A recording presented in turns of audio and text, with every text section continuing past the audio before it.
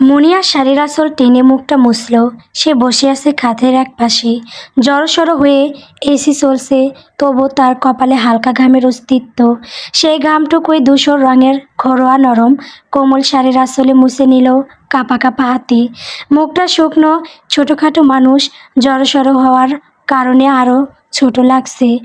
এই ভয় তার নতুন না।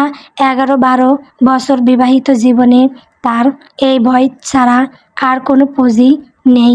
তাই তো এই রুমের মাঝে মানুষটা যতক্ষণ থাকে ততক্ষণই সে এমন ভয়ে জড়সড় হয়ে থাকে। শুধু যে জড়সড় তা না, অস্থির লাগে। বুকের ভেতরটা কেমন জানি চাপ চাপ লাগে, গলা শুকিয়ে দলা পাকিয়ে আসে। তাই আজও কোনো ব্যতিক্রম হলো না। বুকের ভেতরে চাপ শুরু হয়ে গেছে, গলা শুকিয়ে দলা পাকিয়ে আসছে। অবশ্য তার হাতের কাছে ঝকঝকে দামি কাচের মগে স্বচ্ছ টলমলে পানি, চাইলেই হাত বাড়িয়ে গলা ভিজানো যায়। তবে সে জানে তার এই শুকনো গলা পানিতে ভিজবে না। মুনিয়া আস্তে আস্তে কয়েকটা বড় বড় শ্বাস ফেলে বাথরুমের দিকে তাকালো। দরজাটা হালকা চাপানো, তবে অন্ধকার। সেই অন্ধকার ভেদ করে সিগারেটের কটু গন্ধ ভেসে আসছে। কতক্ষণ আসবে মুনিয়া জানে না। মানুষটার অসংখ্য বাজে অভ্যাসের মাঝে এটা প্রথম সারির দিকে। পেশায় ক্রিমিনাল লয়ার, যেন তেন না, বেশ নামকরা বয়স হয়েছে। নাম, জোশ, টাকা, কোনো কিছুরই কোনো কমতি নেই। তাই আজকাল নিজের স্ট্যাসের বাইরে গিয়ে কেস টেস তেমন একটা নেন না। তবে যখন নেন, এমন ঘন্টার পর ঘন্টা বাথরুমে অন্ধকারে বসে থাকার নজির আছে। একটার পর একটা সিগারেট টানবেন আর ভাববেন এমন আজব কাজ কারবারে মুনিয়ার সমস্যা হওয়ার কথা না। অবশ্য আজব কেন? তার মতো সামান্য মেয়ের এই লোকের কোনো কিছুতেই কিছু নেই, বরং হাজার সমস্যা তাকে নিয়েই। তো বাথরুমে ঘন্টা লাগিয়ে বসে থাকুন আর না থাকুন, তাতে তার ভালো মন্দ কিছুই হওয়ার নেই। তবে আজ কি হয়েছে মুনিয়া বুঝতে পারছে না। এমন ভাবির মাঝে মুনিয়ার ডাক কখনো পড়ে না, বরং কেউ বিরক্ত করলেই রাগে আগুন হন। তবে ছেলে মেয়ের ক্ষেত্রে কিছুটা ভিন্নতা আছে। তাদের জানে কোনো বিষয়ে সে অন্যরকম। তাছাড়া বাড়িতে বেশ কয়েকজন কাজের লোক থাকলেও এ বাড়িতে মুনিয়ার কাজের অভাব নেই। সব কিছু তাকেই সামাল দিতে হয়। না, এই সংসারের কর্ত্রী সে না, এই সংসারের কর্ত্রী তার বড় যা। সে শুধু এ বাড়ির বৈধ কাজের লোক, যে কাজের লোকের দায়িত্ব সব কিছু সময় মতো ঠিকঠাক করে সামাল দেওয়া। তাই সকাল হলেই তার এক হাতে অনেক কাজ গোছাতে হয়। সেই সামাল দেওয়ার মাঝেই তার ডাক পড়ল, আর পড়তেই তার গলা শুকিয়ে এলো। রুমের বাতি নিভিয়ে রুক্ষ হাতে বইয়ের আঁচল সরানো হক আর অন্য কোনো কাজ ব্যতীত এই লোকের তার সাথে অন্য কোনো কথা নেই। সেই কথাও খুব তুচ্ছ।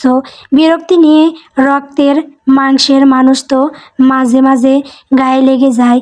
এখন অবশ্য ভয় ছাড়া আর কোনো প্রতিক্রিয়া আসে না। তবে বিয়ের পর একবার একটু কঠিন চোখে তাকিয়েছি। মেজাজে রক্ত গরমে গায়ে হাত টাত তোলার কারবার তার নেই।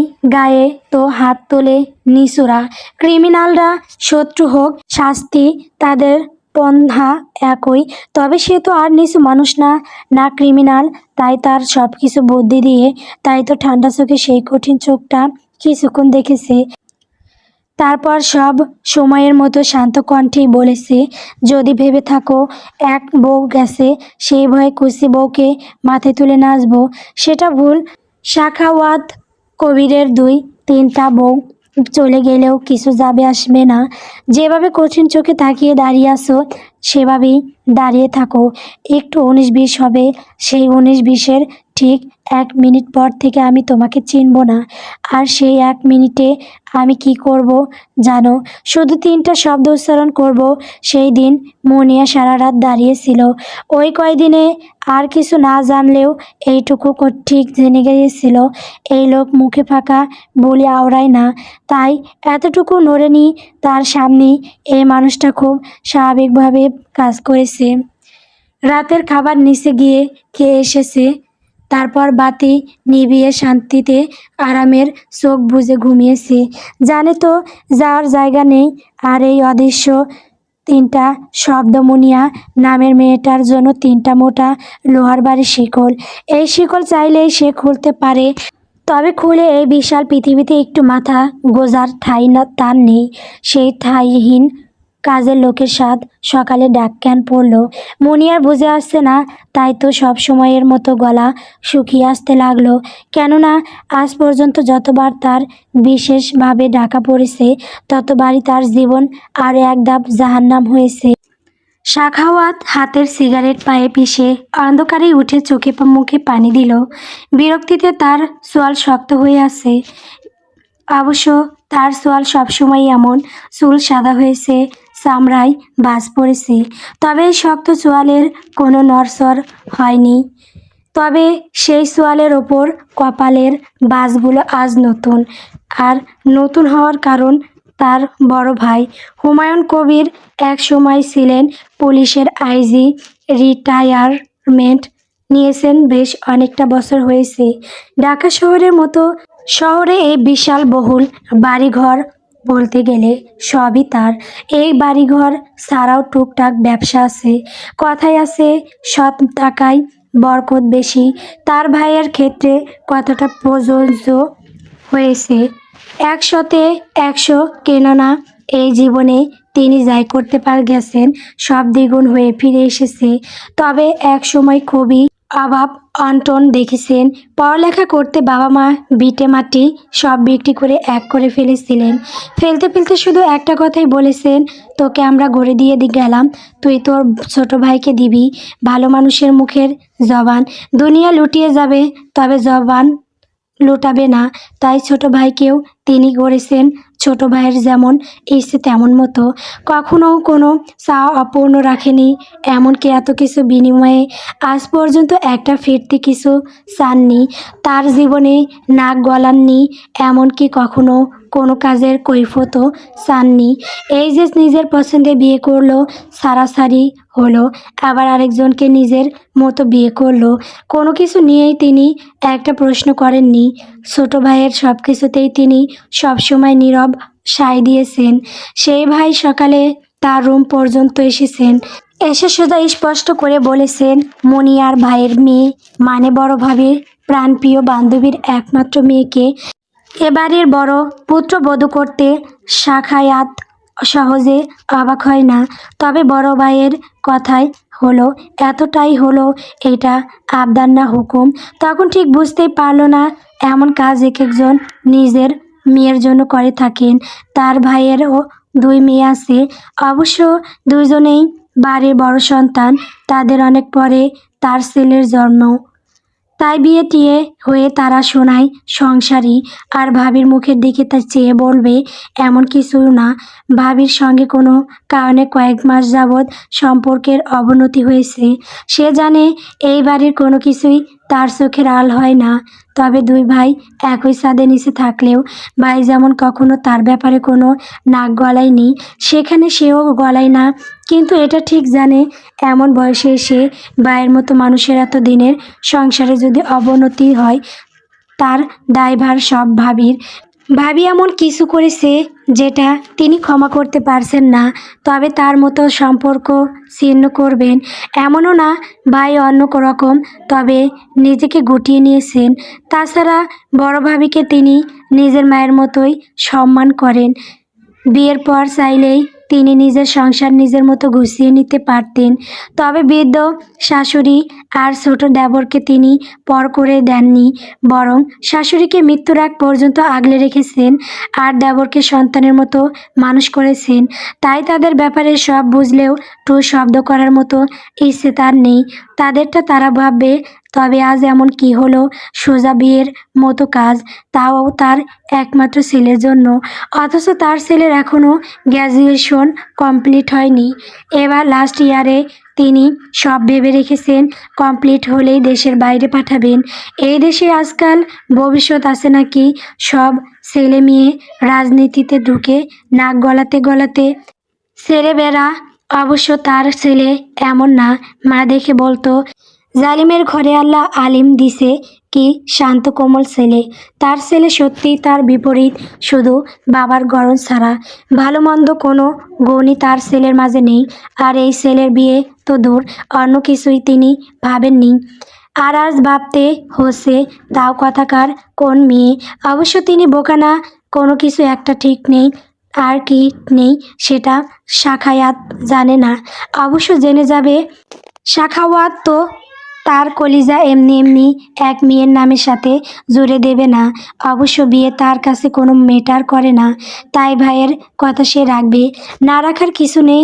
প্রথমবার তার ভাই কিছু বলল, সেটা আদেশ হোক বা আবদার, সে না করতে পারে, তবে 7 জনম টিকিয়ে রাখতে হবে, সেই রকম কিছু নেই। তাছাড়া মেয়ে যদি মুনিয়ার মতো দেখতে সুন্দর হতো তাহলেও এক কথা, বিয়ের সময় একবার কি দুবার দেখেছি। অবশ্য তখন খুব ছোট, বয়স 6-7 বছর হতে পারে। গায়ের রং সম্ভবত শ্যামলা, তাদের নিজেদেরও গায়ের রং কালো বলা যায়। তবে বাড়ির প্রতিটি বউ এসেছে চোখে দেখার মতো, আর সেখানে তার একমাত্র ছেলের বউ এমন সাদামাটা। সাখাওয়াত আর কিছু ভাবল না। বাবা ভাবির পাঠ শেষ, বাথরুমের সঙ্গে লাগোয়া চেঞ্জিং রুম, সেখানে গিয়ে ফ্রেশ হয়ে একেবারে তৈরি হয়ে বের হলেন।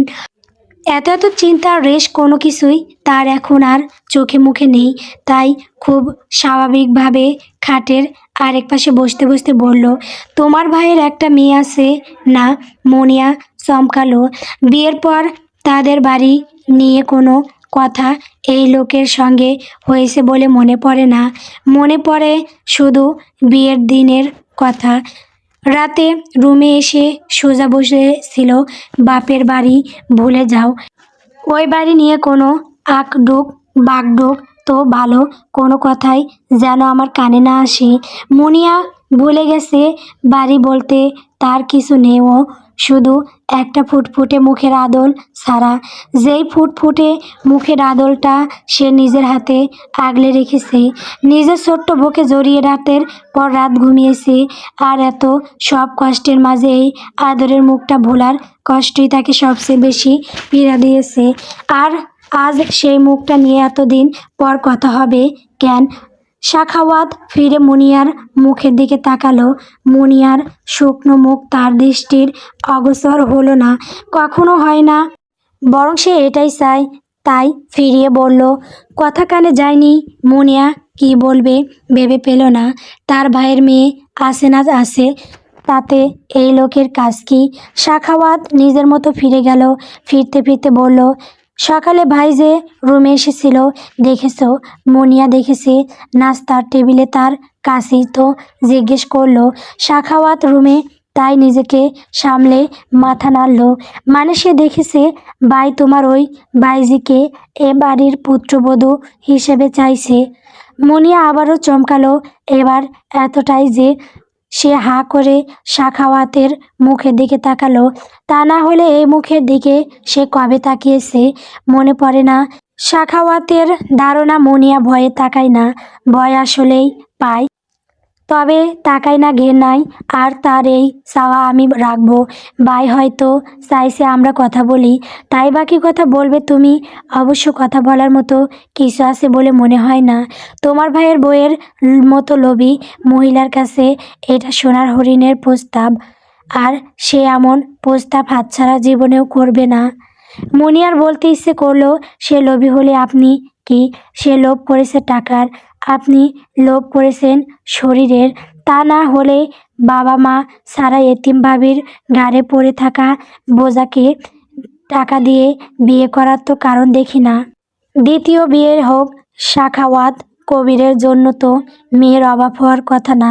তবে মুনিয়া কোনো উত্তর দিতে পারল না।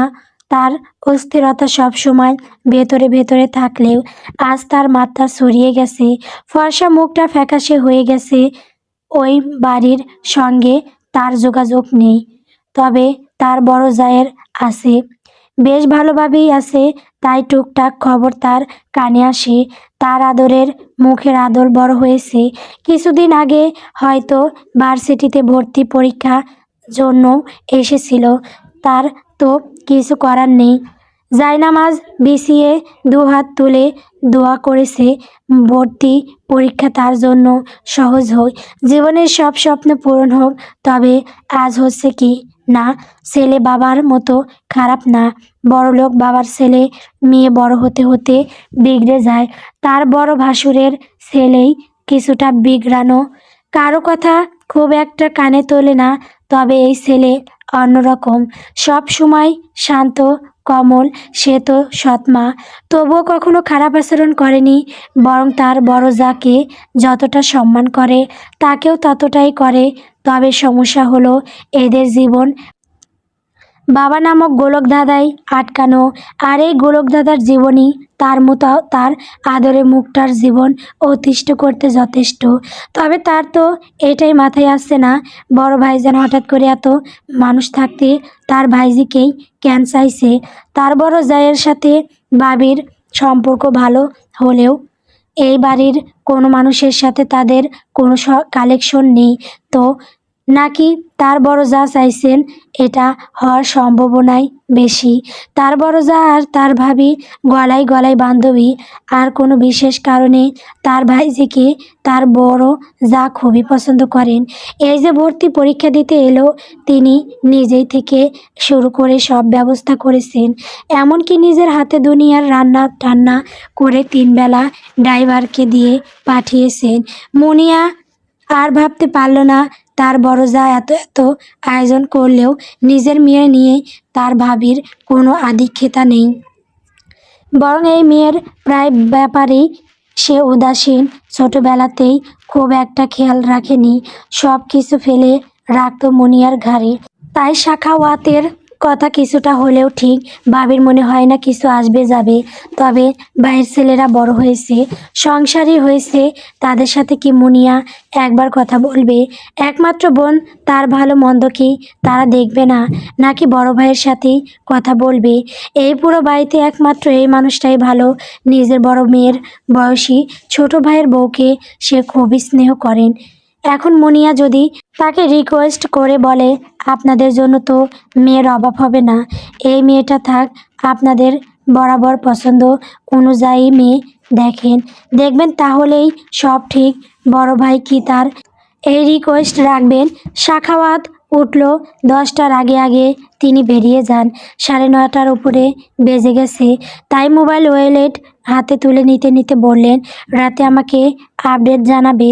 আর হ্যাঁ, অযথা কোনো ঝামেলা লাগানোর চেষ্টা করবে না, চেষ্টায় অবশ্যই কিছুই হবে না, মাঝখান থেকে তুমি বিপদে পড়বে।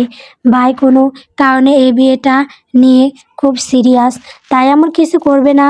তার মনে হয় আমি বিয়েতে মত না দিয়ে বউকে লেলিয়ে দিয়েছি বিয়ে ভাঙাতে, অথচ তারা এটা বুঝবে না বিয়ে ভাঙার হলে সাখাওয়াতেরই ভাঙতে পারে, বইয়ের আসলের কোনো প্রয়োজন নেই। তাই সাবধান মিসেস সাখাওয়াত, আমার নাম বদনাম করবেন না। ও হ্যাঁ, ভালো কথা, মেয়েটার নাম যেন কি?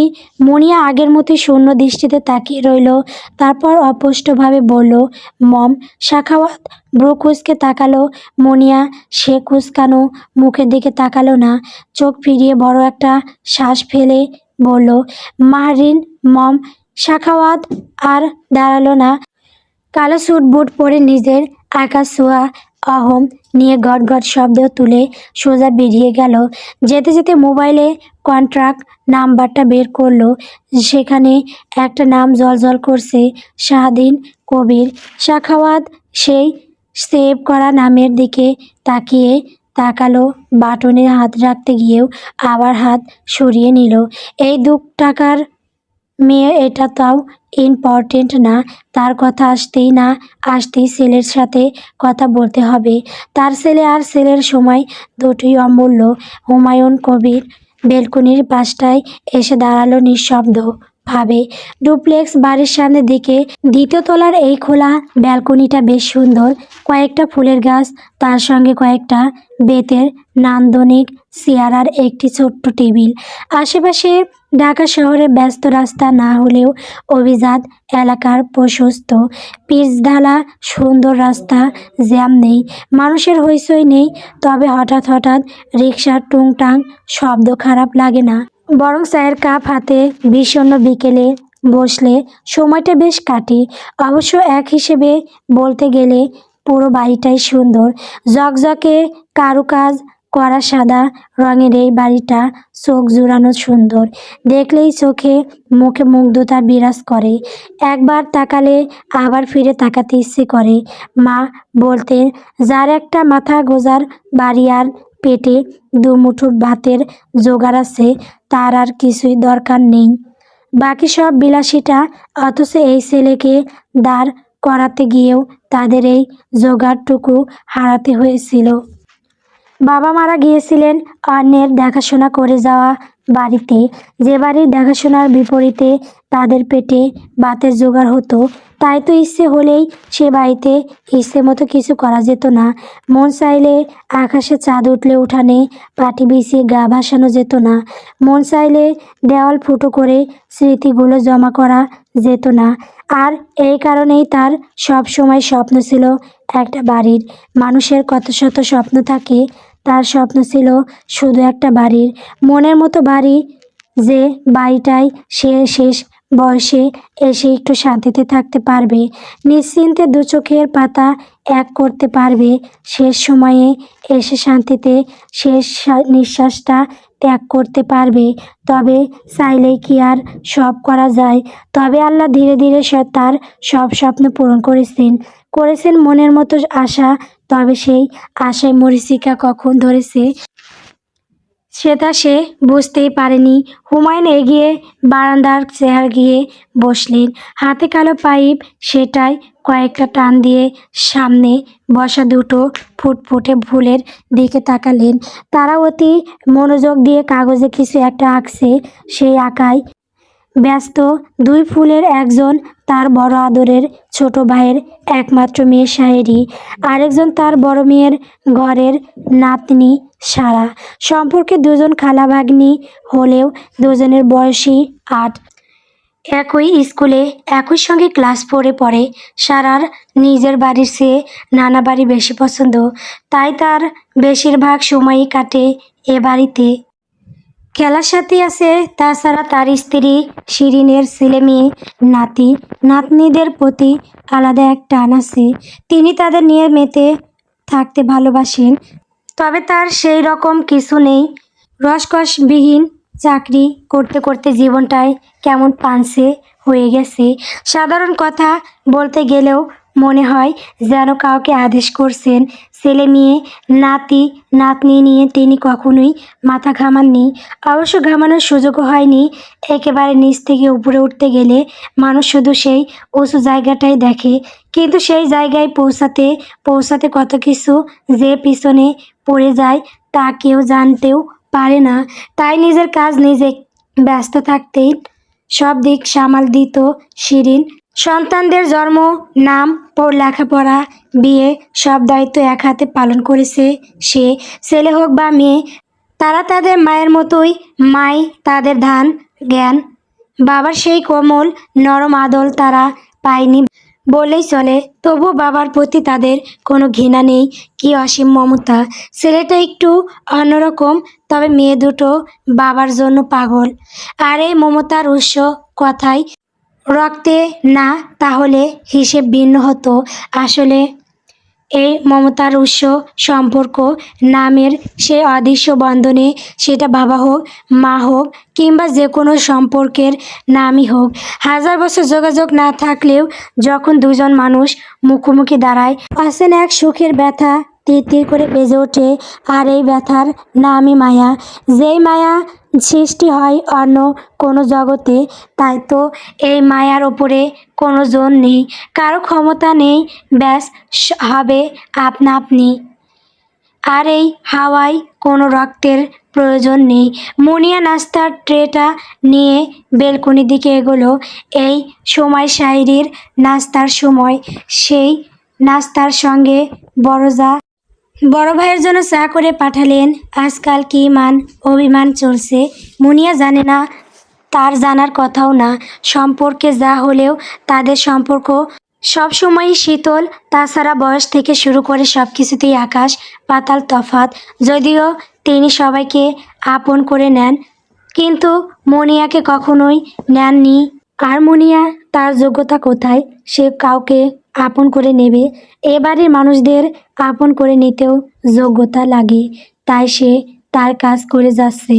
এই যে আজও যেন মন গেল, তাই এই অভিমানের কারণ জানা নেই কেন একজন আরেকজনের সঙ্গে কথা বলছে না। এমনকি বড় ভাই আজকাল দিন তো ভালোই, রাতের বেশিরভাগ সময়ই কাটাচ্ছেন তার স্টাডি রুমে। তবে বিয়ের পর এ দুটো মানুষকে দেখেছে চড়ুই পাখির জোড়ার মতো। না, এবারই ছেলেরা বউ নিয়ে আধিক্যতা করতে পারে না।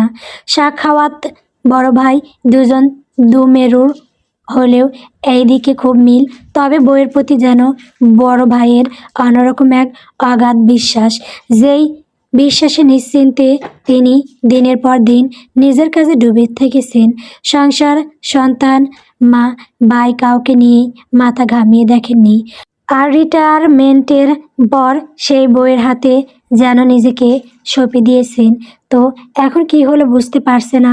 অবশ্য যেখানে ভালোবাসা বেশি, মান অভিমানও বেশি। এই যে হাজার মান অভিমান থাক, বেলকনিতে বসা দেখে ঠিক চা পাঠিয়ে দিলেন। তো মনিয়া বেলকনিতে এসে নাস্তার ট্রেটা আস্তে করে রেখে ভাসুরের মুখের দিকে তাকালো। তিনি হাতে কালো পাইপ নিয়ে এক ধ্যানে বসে আছেন। গায়ে সাদা নরম ফতুয়া, নিচে নীল চেকের সাদা লুঙ্গি। এক জীবনের পুলিশ নামক এমন এক শক্ত পেশায় থেকেও শাক খাওয়াতের মতো স্যুট বুটের আভিজাত্যপূর্ণ ভঙ্গি এই মানুষটার মধ্যে নেই। টুকটাক ব্যবস্থা আছে, সেগুলোর জন্য ম্যানেজার আছেন। হিসেব নিকেশ তারা আজকাল কোনো কিছুতেই নেই। তাই চায়ের কাপটা এগিয়ে কোমল স্বরে বলল, চা ভাবি পাঠিয়েছে। মুনিয়ার কোমল স্বরে হুমায়ুনের ধ্যান ভাঙতেই মুনিয়ার ছোট্ট কোমল মুখটা দেখে মৃদু হাসলো। এত নরম মেয়ে তার এই জীবনে দেখেনি।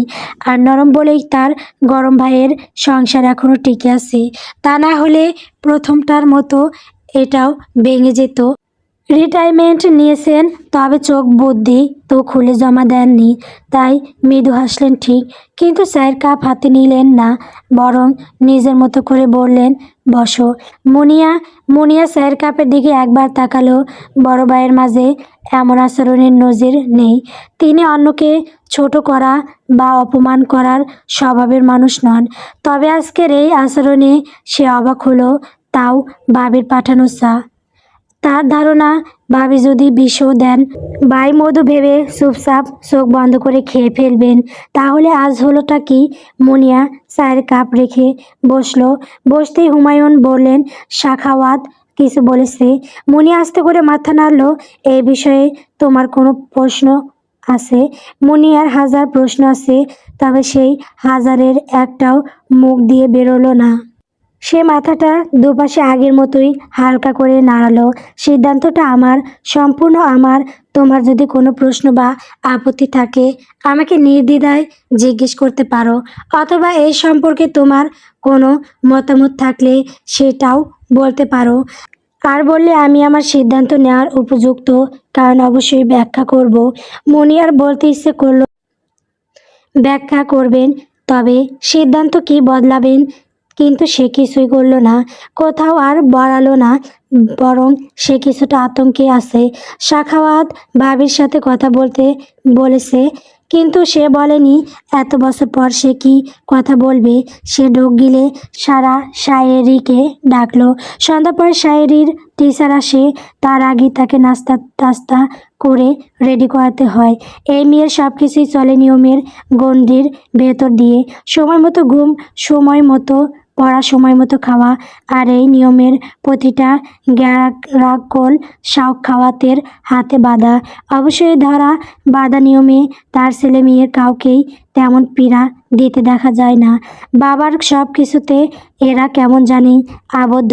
অথচ বিয়ের পর সাখাওয়াত সোজা বলেছিল সে আর কোনো সন্তান নেবে না। তার জন্য এক ছেলেই যথেষ্ট। এই লোকের কোনো কিছু নিয়ে তার মাথা ব্যথা নেই। সব মেয়ের মা হওয়ার স্বপ্ন থাকলেও কেন জানি এই লোকের সন্তানের মা হওয়ার ইচ্ছে মুনিয়ার কখনো হয়নি। তবে সবার ইচ্ছের আগে উপরে যিনি আছেন তার ইচ্ছেই চলে। তাই তো বিয়ের 3 বছরে মাথায় হঠাৎ করে এক অঘটন ঘটল, আর সেই অঘটনের নামই শায়েরি। মুনিয়া ধরে নিয়েছিল শুনেই রোশনের জন্য নেবে, তবে শুনে সব সময়ের মতো শক্ত চোয়ালে অনেকক্ষণ নিশ্চুপ বসে রইল। সব সময় বাথরুমে বসে একের পর এক সিগারেট টানলেও সেই দিন টানলো মুনিয়ার সামনেই, টেনে খুব বিরক্ত নিয়ে বলল, সাবধান থাকুনি কেন?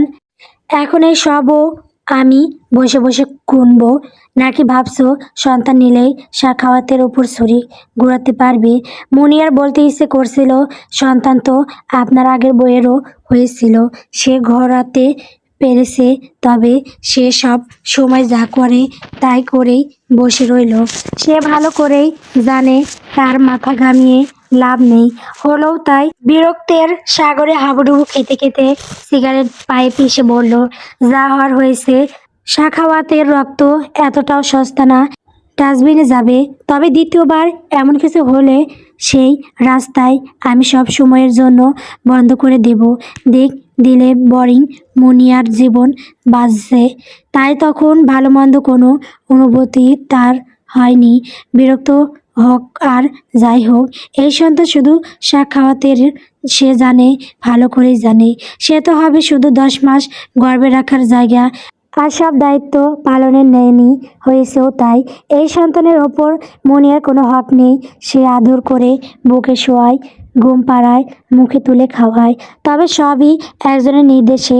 এই নির্দেশের হেরফের হলে এই সন্তানকে ছোঁয়ার অধিকার তার নেই। যেমন পাননি সাখাওয়াতের প্রথম স্ত্রী, সে ছেলেকে এক নজর চোখে দেখবেন তো দূরের কথা, সামান্য যোগাযোগের অধিকার থেকেও বঞ্চিত। মুনিয়া নাস্তা দিয়ে রুমে চলে এলো। তার জীবন কেটে যাচ্ছে ভয়ে ভয়ে, না শুধু বিয়ের পর থেকে না, বরং সেই জ্ঞান হওয়ার পর থেকে। সেই জ্ঞান হওয়ার জীবনের একজনকেই অনেকদিন পর মুনিয়া ফোন দিল। এই মানুষটাকেও একসময় মুনিয়া জমের মতো ভয় পেত। না পাওয়ার অবশ্য কারণ নেই। 19 থেকে 20 হলেই গালের স্বর পড়তো, খাবার বন্ধ হয়ে যেত। তাই সব সময় যেত মন মতো চলার ভয়ে ভয়ে। তবে খেয়াল করলো আজ আর সেই ভয় নেই। সেই ভয়ের রাজ্য থেকে বিতাড়িত হয়েছে হয়তো, তাই তবুও মুনিয়ার মনটা টিপ টিপ করতে লাগলো। তবে তাকে ভুল প্রমাণ করে ফোন তুললো অন্য একজন। এই অন্য একজনকে মুনিয়া অনুমান করতে পারলো, তার ভাইয়ের বড় ছেলের বউ। তার বড় ভাইয়ের ছেলের বয়স তার বয়সের প্রায় কাছাকাছি, শেষ বয়সের মেয়ে তো তাই। আর এই ভাইয়ের ছেলের বিয়ে হয়েছে, বছর 2 হবে। এই নতুন নতুন মুখের মানুষগুলো মুনিয়া নামক মানুষকে চেনার কথা না, তাই মুনিয়া নিজে পরিচয় দিতে গেল। তবে তাকে অবাক করে শুধু নাম বলতে মেয়েটা চিনে খুব সুন্দর করে কুশনাদি জিজ্ঞেস করলো। শাশুড়ি একটু বাইরে গেছেন সেটাও বলল, আর তার সাথে যা বলল। মুনিয়ার হাত থেকে প্রায় ফোন পড়ে যাচ্ছিল। মম নাকি এলাকার কোনো ছাদের ওপর থেকে লাফিয়ে পড়েছে, পা ভেঙেছে, মাথায় আঘাত পেয়েছে। কদিন সে হাসপাতালে ছিল, আজই ফিরেছে। তার শাশুড়ি ঢাকার দিকে বড় ঘর দিকে বিয়ে ঠিক করেছিল, সেটা ভেঙেছে। এমনকি পুরো গ্রামে এই খবর রটে গেছে। তার সাথে এটাও রটেছে, বিয়ের কথা শুনে প্রেমিকের সাথে পালাতে চেয়েছিল, কিন্তু প্রেমিক নেয়নি, তাই লাফিয়ে পড়েছে। মুনিয়া ফোন রেখে ড্রয়িং রুমেই কিছুক্ষণ চুপচাপ বসে রইল। অবশ্য কোনো ভয়ে কাঁপছে। মুনিয়া নিজেও জানে না মমের এই অবস্থার খবর শুনে, নাকি এই খবর শুনে সাখাওয়াতের মতো মানুষ কি করবে সেটা ভাবে। যে মানুষ শুনেই নিশ্চয়ই তাচ্ছিল্য করে বলবে, দেখো তোমাদের ছোট জাতের রক্তের নমুনা। তারা এই ভয়ে ভয়ে বাকি সময় কাটলো। সাখাওয়াত না ফেরা পর্যন্ত তাকে বসে থাকতে হয়, সেটা যত রাতই হোক বা ভোর। তাই আজও ব্যতিক্রম হলো না। সাখাওয়াত ফিরল 11টার একটু পরে। সব সময়ের মতো দরজা খুলল মুনিয়া। তার চোখ মুখ এমনিতেই চুপসানো থাকে, তবে আজ আরও শুকিয়ে আমশক্তি হয়ে গেছে। সাখাওয়াত সেই আমশক্তি মার্কা মুখের দিকে বিরক্ত নিয়ে একবার তাকালো, তারপর নিজের মতো উপরে চলে গেল। নিজের রুমে যাওয়ার আগে প্রতিদিনের মতো পাশের রুমে একবার উঁকি দিল। পাশের রুমটা শায়েরির। বছর 3 হলো তার রুম আলাদা। অবশ্য কাজের একজন লোক তার রুমে থাকে। তবুও সাখাওয়াত বাড়িতে ফিরে মেয়ের ঘরে একবার উঁকি দেবে। তাড়াতাড়ি ফিরলে মেয়ের পাশে কিছুক্ষণ বসবে। আর একমাত্র ছেলে মেয়ের পাশে বসলেই তার শক্ত সোয়াল কিছুটা শিথিল হয়। তবে গদগদ করা বাবা। আর যাই হোক, এই লোকের পক্ষে হওয়া সম্ভব না। তবে রুম আলাদা হওয়ার কারণে মুনিয়ার একটু সুবিধা হয়েছে। ওই রুমে সে নিঃশ্বাস ফেলতে পারে না। রাতের পর রাত এই মানুষটার পাশে তার ঘুম আসে না।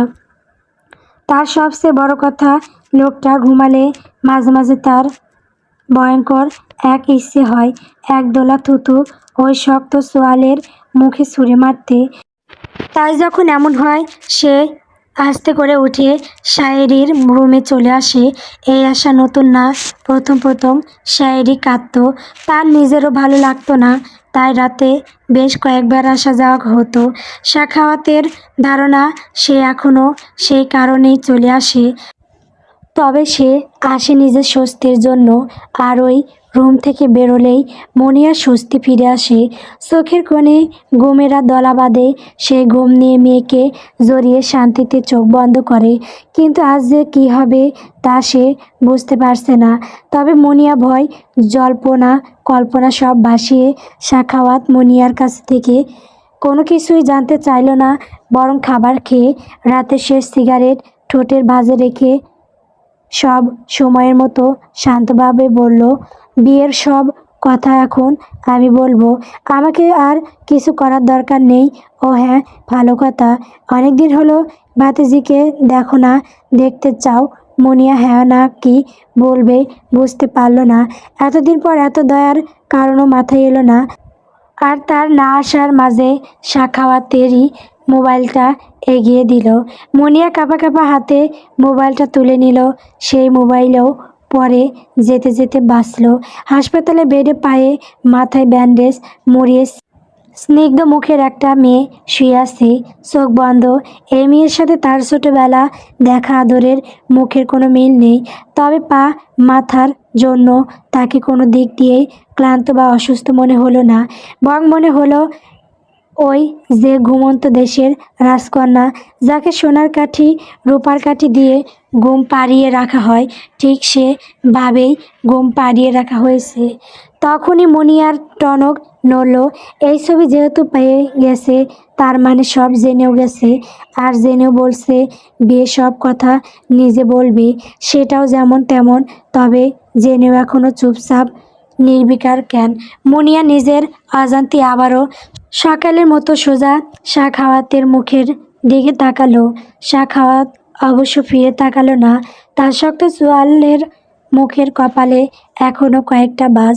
আর এই ভাঁজের কারণ সব সময়ের মতো মুনিয়ার আজও মাথায় এলো না। মম ঘুম থেকে উঠতেই দেখলো তার বাম পাশের বুক টিপ টিপ করে সমানে লাফাচ্ছে।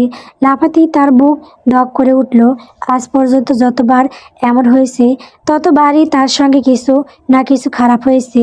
এই খারাপ আগে ছিল না।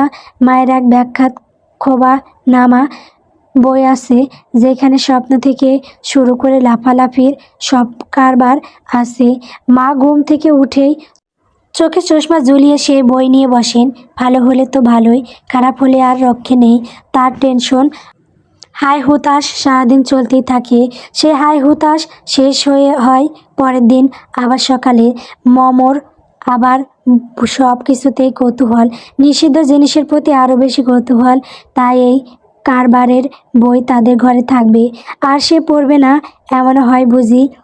তাই একদিন বড় আয়েশ করে নিয়ে বসলো। এ মাথা থেকে ও মাথা পুরো মুখস্থ করে ফেললো।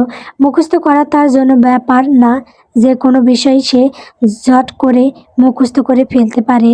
তবে সমস্যা হলো, যখন যা ঘটে তখনই মনে টুপ করে এই বইয়ের কারবার উকি দিয়ে ওঠে।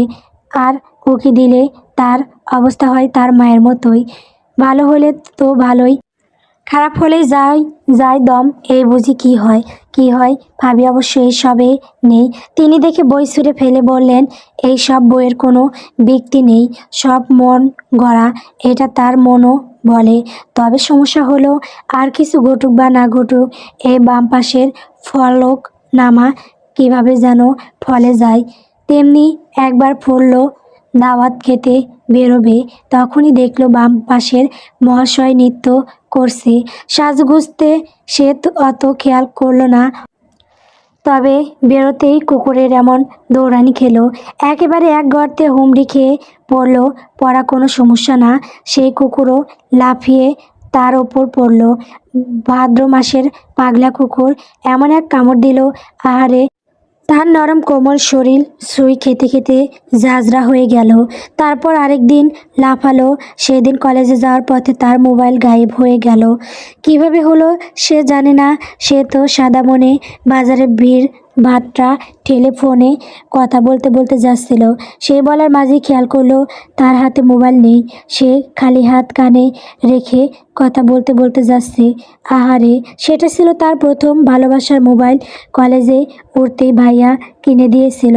সিয়ানা মেয়ে, এত দূর ঠেলে প্রতিদিন কলেজে যাবে, কোনো বিপদ আপদ হলে জানাতে পারবে। এদিকে দেখো মোবাইল নিজের গাড়ি বিপদ নিয়ে ঘুরে। আরেকবার লাফার বড় ভাইয়ের বিয়ের দিন, সেদিন তার সোনার কানের দুল গায়েব হয়ে গেল। কিভাবে হলো এবারও সে জানে না, কানেই তো ছিল। কিছুক্ষণ পর দেখে এক কানে নেই। আহারে, এই দুলটা আমার খুব প্রিয় ছিল, বিয়ে বলে নিজে জেদ করে কানে দিয়েছিল। সেই দুল কোথায় পড়লো সে তন্ন করেও খুঁজে পেল না। মা তো শুনেই কিছুক্ষণ একুল ওকুল হয়ে ফুপালেন। অন্য সব মা হলে চাপড়ে কয়েকটা দিতেন, সে অবশ্যই দিল না। তবে কয়েকদিন বেশ আগুন গরম হয়ে রইলেন। তাই আজকের নৈনত্যও মমর বুক টিপ টিপ করতে লাগলো। কি হয় আতঙ্ক বিরাজ করতে লাগলো। সেই আতঙ্কের মাঝেই তার ভাবি সকালের নাস্তা নিয়ে হাজির, মুখে গদগদ হাসি। সেই হাসি নিয়েই বলল, দুটো ভালো খবর আছে, এখন বলো কোনটা আগে শুনবে। মম ব্রু কুঁচকে তাকালো। এদের ভালো খবর আজ পর্যন্ত কখনোই ভালো হয়নি, অন্তত তার জন্য তো নয়ই। তাই আস্তে করেই উঠে বসলো। মাথায় তার ব্যান্ডেজ, পিছনে আঘাত পেয়েছে, সেই আঘাতের জন্য এক জায়গার চুলও ফেলে দিতে হয়েছে। আহারে, সেই চুলের দুঃখে এখনও কাদা হয়নি। অবশ্য বলতে গেলে কাদার সময়ই পায়নি। যাক, সময় করে একদিন কাদা যাবে, সেটাও যেমন তেমন। ডান পায়ে তার বিশাল মাপের একটা প্লাস্টার, একেবারে হাঁটুর ওপর পর্যন্ত সোজা লম্বা করে হাড়ে চির নিয়েছে। তাই এই ব্যবস্থা, সে ব্যবস্থার জন্যই সে পরে আছে থ্রি পিসের সঙ্গে পেটিকোট। এই প্লাস্টার নিয়ে আর যাই হোক, পায়জামা তো পরা সম্ভব না। সে দেখেই বলেছিল, দুটো স্কার্ফ কিনে আনো, সায়া পরে ঘুরে বেড়াবো। কেমন দেখায় তাও আবার। মায়ের মা ছোটোখাটো মানুষ, আর সে লম্বা চওড়া। ছায়া উঠে আসে ঠ্যাঙের ওপর। দেখো অবস্থা তার, ঠ্যাঙের ওপর ছায়া পড়াবে, তবে বিলেতি মেয়েদের স্কার্ট পরতে দেবে না। স্কার্ট ভালো মেয়েরা পরে নাকি। তাছাড়া মানুষ জানে না বিপদ, এমন বিপদে একটু আড্ডুক ঠ্যাং বেরোলেও সেটা সমস্যা না। তাছাড়া ঘরে থাকবে ঘরের মেয়ে, দেখতে আসবে কে? মম আর কিছু বলেনি। কথা সত্য, দেখতে আসছে কে? তাছাড়া সে খুবই ভালো মেয়ে। ভালো মেয়েরা মুখে মুখে তর্ক করে না। তাছাড়া হাফ ঠ্যাংও বের করেও এখন তার খারাপ লাগছে না, বরং এই গরমে বেশ আরামই লাগছে। আর সেই আরামও আজ বেরাম লাগলো ভাবির গদগদ মুখ দেখে। তিনি আর যাই হোক, মমর সঙ্গে খুব কম সময়ই গদগদ হন। বং ভাইয়ের মতো মমর সব কাজে খুবই বিরক্ত। তাই উঠেই বলল, ভালো খবর পরে শুনি, আগে হাত মুখ ধুয়ে আসি। তাছাড়া পেটে চাপ দিচ্ছে বলেই সাইড থেকে ক্রাচটা এগিয়ে নিল। পায়ে চাপ দিতে ডাক্তাররা নিষেধ করেছে, বলেছে টুকটাক হাঁটাহাঁটির সময় এটা ব্যবহার করতে।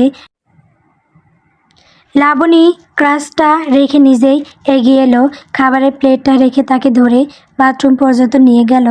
নিয়ে সোজা কমোডের উপরে বসালো। বসাতে গিয়ে তার অবস্থা কাহিল। মমর হাইট ভালো, শুধু হাইট না, মডেলদের মতো চিকন সুন্দর শরীর, গায়ের রং শ্যামলা হলেও চেহারা কাটিং ভালো। তার মধ্যে ঘষা মাজা করতেই থাকে। তবে সমস্যা হলো মুখের সোয়ালে শক্ত একটা ভাব আছে। অবশ্য এই ভাবের জন্য চেহারা অন্যরকম লাগে। সে কাহিল ভাবেই বলল, খবর দুটো শুনে তারপর দরজা লাগাও। তোমার বাজে একটা বদ অভ্যাস, কাজের সময় তোমার হাগামুতা ঠেলে ধরে, আর যাই ধরে ঘন্টা লেগে যায়। আমি ঘন্টাখানেক এখানে দাঁড়িয়ে থাকতে পারবো না, হাতের সময় কম। দুনিয়ার কাজ। মমো হাল ছেড়ে দিয়ে বলো, বলো তোমার ভালো খবর, তাড়াতাড়ি বলো, বলে বিদায় হও। কোনটা বলবো? যেটার ওজন কম সেটা আগে বলো। তোমার ভার্সিটিতে চান্স হয়েছে, 2 দিন আগে রেজাল্ট আউট হয়েছে। এত ঝামেলায় আমাদের কারোরই খেয়াল করা হয়নি। আর শিরিন আন্টি ফোন করে জানালেন, তার সাথে আরও অনেক কিছু জানালেন। এই অনেক কিছুতে মমর তেমন কিছু এলো গেল না, সে আগের মতোই কমোডের ওপর পা সরিয়ে বসে রইল। ভর্তি পরীক্ষা নিয়ে তার তেমন কোনো মাথা ব্যথা ছিল না, একটাই হলেই হলো। তবে তার প্রিয় প্রিয় পিএসট শিরিন আন্টি খুব করে ইনসিস্ট করেছিল সেটাই একবার চেষ্টা করতে। মমর আবার দিল বড়, কেউ এত করে বলবে আর সে শুনবে না, এমন নজির নেই। অবশ্য সেটা আলাদা কথা, সেই কথায় তার লাভের দিকটাই বেশি থাকে। আর এই পরীক্ষায় তার লাভ ছিল। বিয়ে আপাতত ক্যান্সেল, গ্র্যাজুয়েশন কমপ্লিট হওয়া পর্যন্ত কেউ বিয়ের নাম নেবে না। আর এখান থেকে তো আর ক্লাস করা সম্ভব না, এত তাড়াতাড়ি হোস্টেল পাওয়াও সম্ভব না। তাই সে থাকবে কারো সঙ্গে, ফ্ল্যাট শেয়ার করে। মা শুনে আমতা আমতা করলেন, আসলে মেয়ের কিছু হলে তো তাদেরই বদনাম। আর ভাই শুনেই সোজা, না, কোনো দরকার নেই, আপদদের গোষ্ঠী এই মেয়ে গাড়ি নিয়ে ঘুরে। তবে আন্টি সবাইকে বোঝালেন, তাছাড়া পরীক্ষা দিলেই হবে এমন কোনো কথা আছে? দিক না একবার, সে তো আছেই। মমর এক জীবনের স্বপ্ন, কিছুদিন নিজের মতো বাঁচবে, তো এর চেয়ে বড় লাভ আর কি হতে পারে? ভাইয়ের অমতে গিয়েই সে ভর্তি পরীক্ষা দিল। সব ঠিক, সব সেট। তবে সেই সব ঠিকের মাঝে গিট্টু লাগলো তাদের এলাকার এক ছেলে, নাম সাজ্জাদ। কলেজ থেকে পিছনে ঘুরছে, ভালো টালো ছেলে না, পাতি মাস্তান টাইপের। আর এই মাস্তান পিছনে পড়লো বৃষ্টি মুখর একদিনে। সে ছাতা মাথায় কোচিং থেকে ফিরছিল। তাদের বাড়ি পড়েছে ভেতরের দিকে, মানে উপজেলা শহরের গ্রামের দিকে। একে তো একটু দূর, তার মধ্যে বৃষ্টি, রাস্তাঘাট প্রায় ফাঁকা। সেই ফাঁকা সরু নির্জন এক রাস্তায় পেট চেপে এক ছেলে মাটিতে ঘোরাঘুরি খাচ্ছে। তাও এমনভাবে এক পাশ দিয়েও যাওয়ার উপায় নেই, ও পাশ দিয়েও যাওয়ার উপায় নেই। মম ছাতা মাথায় বিরক্ত মুখে একটু দাঁড়ালো, দাঁড়িয়ে একবার উকি দিল। চেপে রাখা জায়গা থেকে রক্ত বেরিয়ে বৃষ্টির পানিতে মিশে যাচ্ছে। কেউ যে যত্ন করে ফুটটুস করেছে দেখেই বোঝা যাচ্ছে। মমা দেখলো, দেখে তেমন বাবান্তর হলো না, বরং পায়ের দিক দিয়ে চেপে টপকে চলে আসতে নিল। তখনই খপ করে ছেলেটা তার পা জড়িয়ে ধরে চিবিয়ে বলল, মোবাইল আছে? মম ওপর নিচ মাথা নাড়ল। দাও। কেন? চোখে দেখো না আমার অবস্থা? শালির ঘরের শালি, একটা মানুষ মরছে, সে নির্বিকারভাবে ডিঙিয়ে চলে যাচ্ছে, একবার বাসি সরিয়ে ভাব সাটিয়ে ফেলবো। মমর সাথে সাথেই মোবাইল বের করে দিল। দিতেই কাকে যেন ফোন করলো। করেছে ভালো কথা, পাশার ব্যাটা, তার দেরি হচ্ছে। দেরি হলে আবার ভাইও চটকানা লাগাবে। এদিকে একজন লাগাবে যাওয়ার জন্য, ওইদিকে আর একজন লাগাবে তাড়াতাড়ি না ফেরার জন্য। সব জ্বালা তো দেখি তার ঘাড়েই। ছেলেটা পা ছাড়ল না, বরং আরও শক্ত করে চেপে রইল। মম আর কি করবে, ছাতা মাথায় সেভাবেই দাঁড়িয়ে রইল। লোকটার চোখে মুখে বৃষ্টির পানি পড়ছে। মম তবুও এগিয়ে ছাতা ধরল না, সে নিজের মতো দাঁড়িয়ে রইল। আর সেই ছেলে বৃষ্টির ফোঁটার মাঝেও নিবু নিবু চোখে তাকিয়ে রইল। সেই থাকা থেকে সে মুক্তি পেল তার সাঙ্গপাঙ্গ আশায়। এসে হুড়োহুড়ি করে হাসপাতালে নিয়ে গেল। যেতে যেতে সে তার সাঙ্গপাঙ্গদের বলল, এই শালীর মুখটা চিনে রাখতো, এর সব খবরাখবর আমার চাই। খবরের জন্য কষ্ট করতে হয়নি তার সাঙ্গপাঙ্গর কাছে। তার নাম্বার ছিল, তার মোবাইল থেকে কল করেছে, নাম্বার তো থাকবেই। কিছু গল্প সন্ধ্যা হয়ে আসে। গল্পটি কেমন হয়েছে কমেন্ট করে বলবেন। আমার চ্যানেলে নতুন নতুন গল্প পেতে সবাই আমার চ্যানেলটিকে সাবস্ক্রাইব করবেন, পাশে থাকবেন। ধন্যবাদ সবাইকে।